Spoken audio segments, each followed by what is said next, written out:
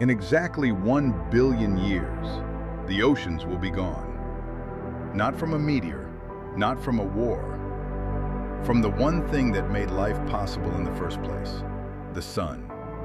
And here's what no one tells you. It's already started. Right now, the sun is brighter than it was when Earth was born. Not noticeably, not in a single lifetime, but over deep time, geological, astronomical time. Our star has been slowly turning up the heat. Every 100 million years, it gets about 1% brighter. That sounds small. It isn't.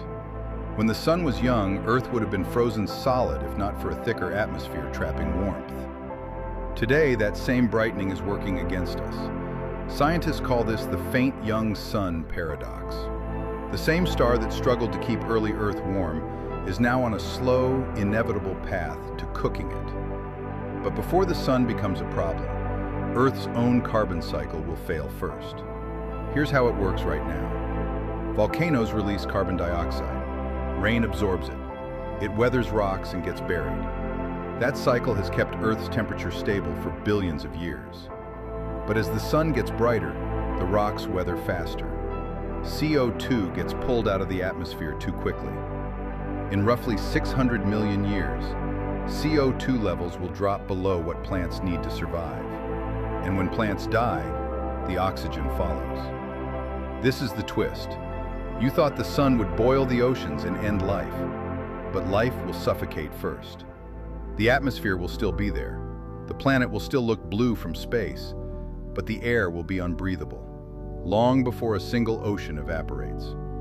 Complex life, animals, humans, anything like us, has a deadline of about 500 to 800 million years from now. After that, only microbes survive, deep underground, in hydrothermal vents, clinging to existence in the last warm, wet pockets of the planet.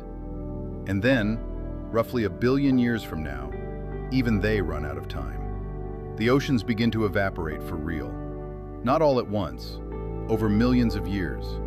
Steam rises, water escapes into space, and Earth becomes something familiar, a dry, silent rock orbiting a swelling star. It becomes Venus. Think about that. Venus didn't start as a hellscape. It started as something close to Earth, and Earth, in 1 billion years, will become the very thing we fear most. So here is the line that should stay with you. The sun didn't just create life on Earth. It set an expiration date on it the moment it was born. And that clock has been ticking since before the first cell ever existed.